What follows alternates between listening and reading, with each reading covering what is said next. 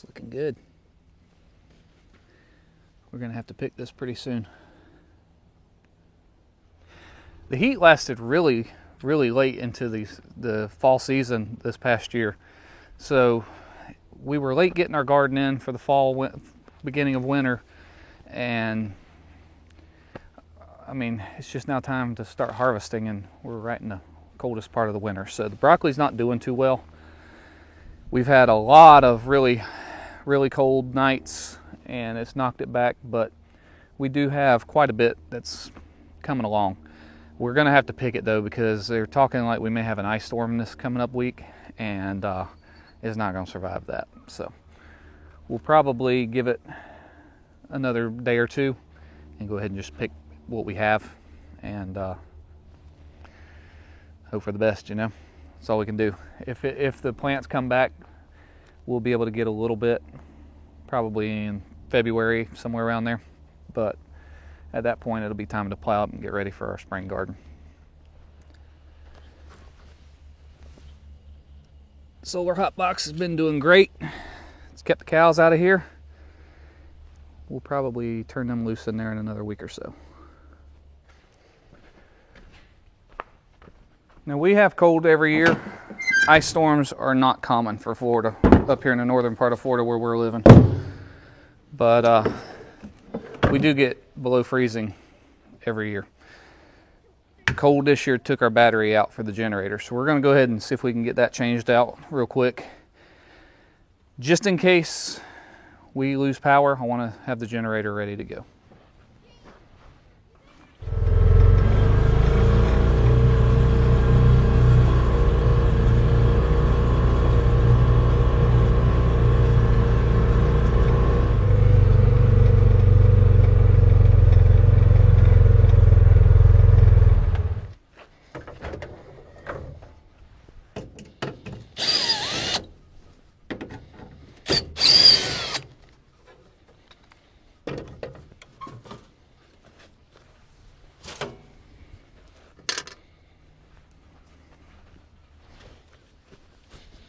It's actually pretty warm today. I think it's probably the warmest day we've had this year. It's about 64 or 65 degrees.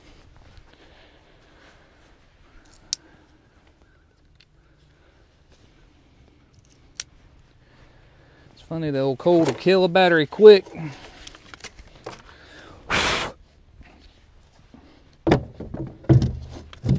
But these are just these old cheap Rural King batteries. But it lasted 3 years. A little over 3 years, I think. So that's not bad at all.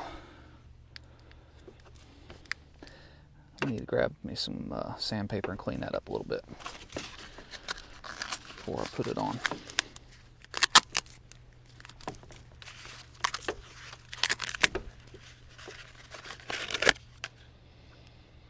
This one here, I think I need to go ahead and replace.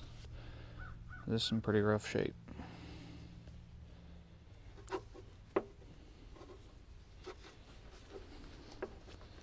It didn't actually need sandpaper. It was totally fine. It was just leftover baking soda that I had used before to clean them up.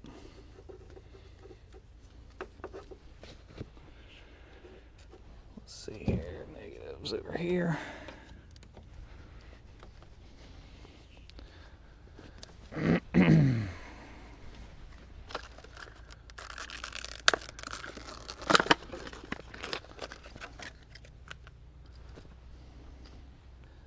This new terminal.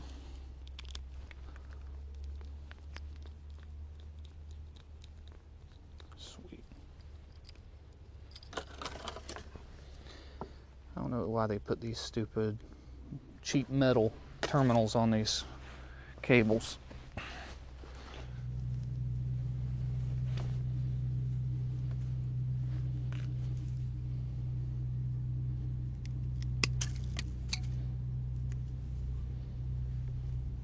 Corroded.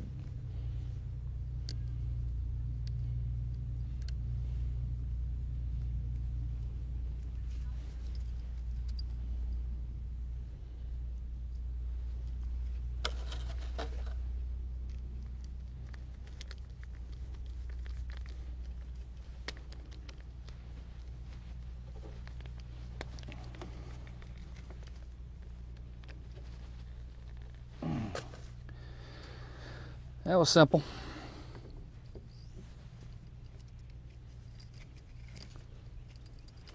Turn it the right direction here.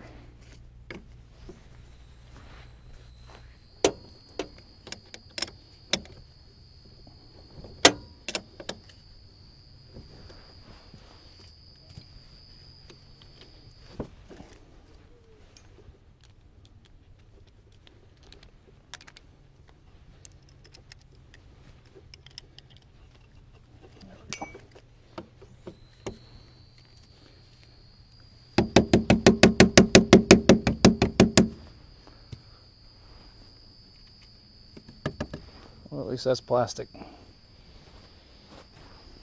think I'll slide this battery out just a minute to tighten this up first. So, not looking to have any fireworks.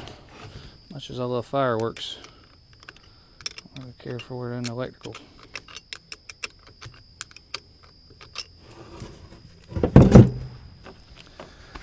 All right. All right, so let's see here. So, error code 2800. Okay, so if you ever have error code 2800, it's most likely one of these shutdowns. Let me show you. So there's a little shutdown switch that's right here. So it could be that one. And there's usually one, okay, right here. So this one right here. That one was off. So I turn that back on. If you've got little kids, it's probably going to happen. And then let's see if that'll clear it out. Push auto to restart. Bingo. We're good to go. Now we're going to test it just to make sure, and we're going to push manual.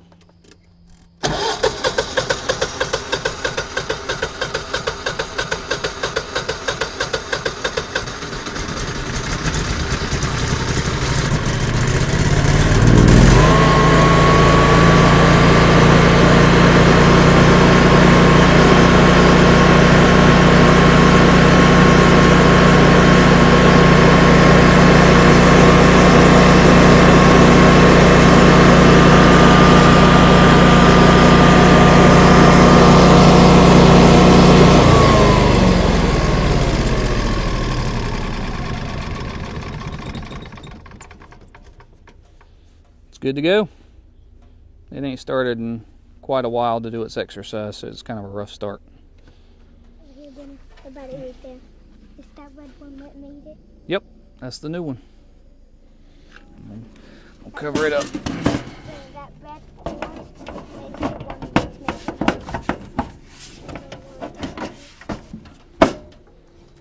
missing. Did you see that there's an on and off right there? Yeah, don't touch it. Yeah, Right down there. Right here. This one behind me.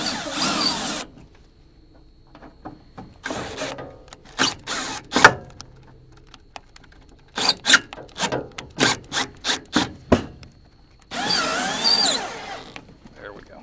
I want to cross thread, and that's for sure. All right, good to go.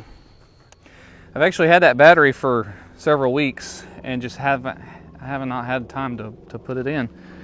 We got sick. We were sick for a couple weeks, and then last weekend we had the hospital stay with Elena for her scoliosis procedure. So just now getting around to putting it in. So Elena's procedure did go well. She's doing really well.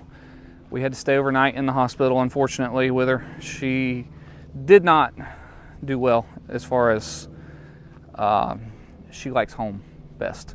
So being in a hospital environment, they don't leave you alone anyway. Coming in every few hours, she did not sleep much. And we were thankful to be able to get her home the next day. But she's doing well. The cast is interesting. I'll drop a clip from the hospital right after she woke up. She was a sweetheart when she woke up. And but the cast is actually hollow in the front, so that way she can breathe fine. It doesn't restrict her breathing. And they were able to get her moved, her spine moved from 43% down to about like 22%, something like that, of a curve. So they were able to get almost half that curve out in the first casting. So Lord willing, next time we will not have to stay overnight. It'll just be like an outpatient procedure. We'll go in a few days before the casting and get the old one taken off. They let them have a few days of a break, and then she'll go under anesthesia again, have the new cast put on. They'll keep her for a few hours for observation and then send us home. So that'll be much better. Just the first time they wanted to watch her to make sure she didn't have any issues with circulation in her legs or breathing or any issues like that. They did do an MRI and an X-ray after it was done, just to make sure that nothing was out of alignment or messing up, and everything looked fine. So it's not a fun process for her. She gets frustrated sometimes, you can tell, but the alternative is doing nothing and someday her having to have rods put in her back, and we absolutely do not want that. So it's she's not going to remember this very much when she gets older at this stage of life. So we'd rather go ahead and do the casting now, get it over with, and that way hopefully on down the road, once she gets a little older, she can actually enjoy life. Hey, moo-moos. These little calves are growing quick. They're getting big. It's just like kids, they don't stay babies long. Charlotte still hadn't had her baby yet. She's getting close though. She's milking up pretty good. But honestly, I'm hoping she waits one more week to get past this winter storm. That way we're not having to worry about losing the little baby out here in the bad weather. What you looking at? This is our feeder steer. He will be going into the freezer probably next fall. Once the weather starts to cool down a little bit, we'll go ahead and butcher him, and he'll go into the freezer. He'll be our first feeder steer that we've raised here on the farm and butchered. So that'll be pretty exciting. Just got the last of the materials from my neighbor's fence.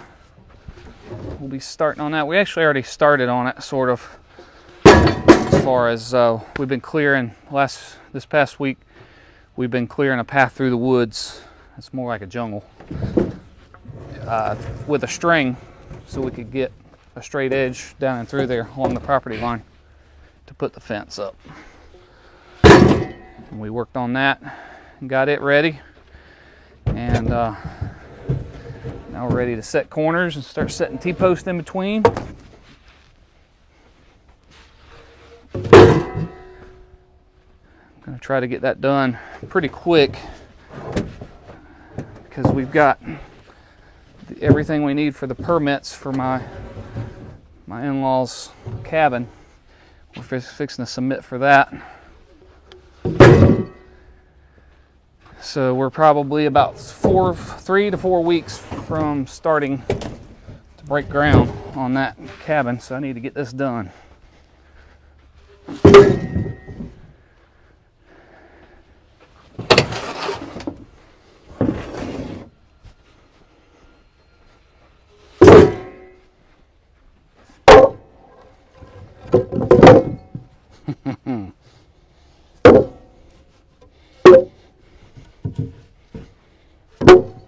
Have to tip that back a little more.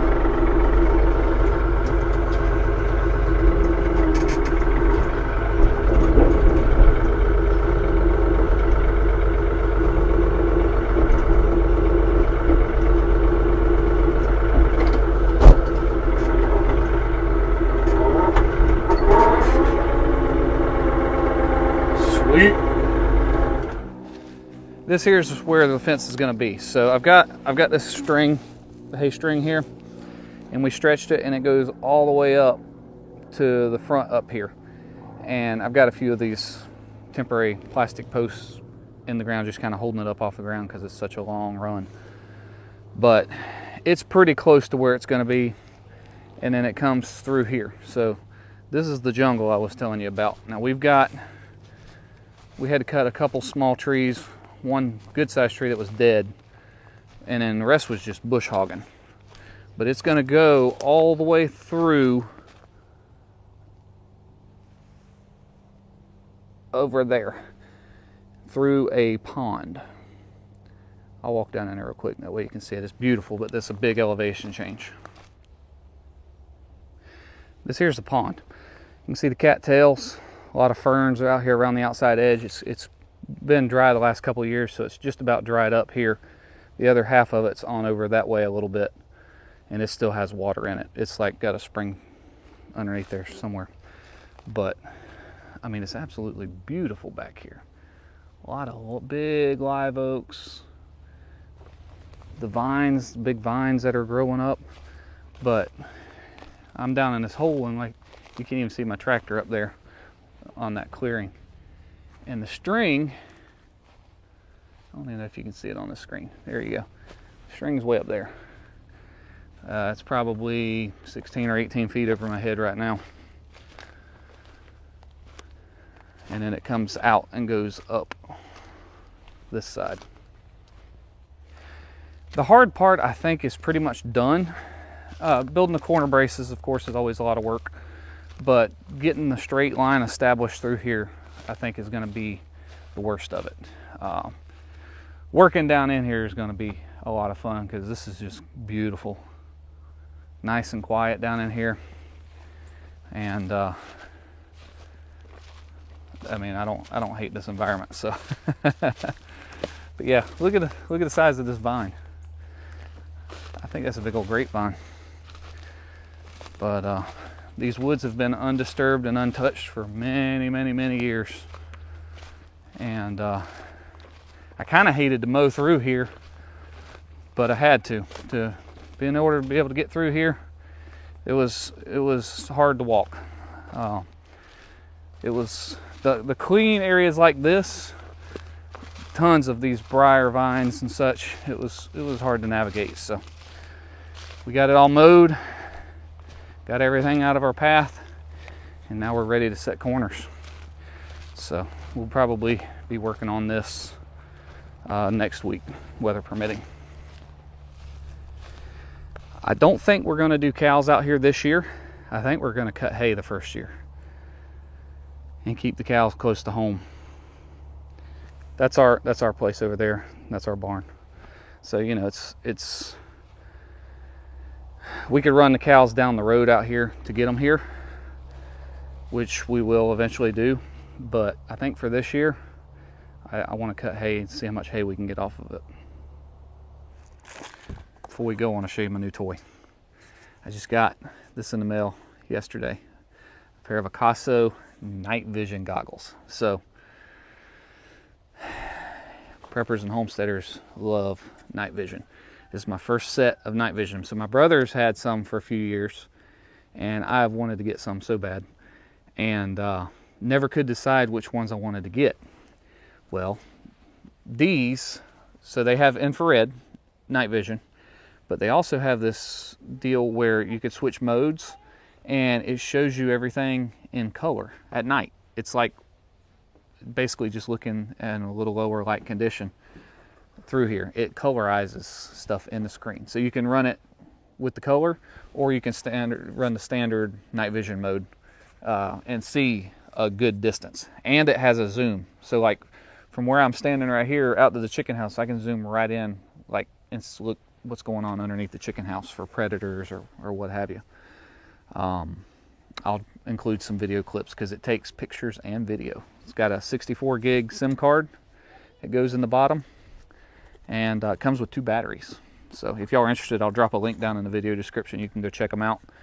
But I love these things. So when I first got them, I was looking through the directions after I couldn't figure it out on my own. Classic, you know. And I was like, man, a little blurry. Well, I didn't have the focus right. So it's a manual focus, just like a camera would be. And once I got it focused, man, the picture is super clear on these things. So I've been geeking out at night, coming out, looking at the cow, see if she's had her baby yet, looking for raccoons and such, because we've had some raccoons lately. I had to kill one yesterday. It wasn't acting right. It was walking around out here in the daytime, just kind of moping around. And usually when you see them in the daytime and they don't run, they got rabies. So we got rid of him. But I like these right here. So I'll drop a link down in the video description if you're interested. Comes with a charging cord, comes with a cool little tool pouch. But I love these things, man. They are awesome. Well, I think we're going to go ahead and wrap up the video for today. I hope y'all have a fantastic day. Thanks for watching, and we'll see you next time.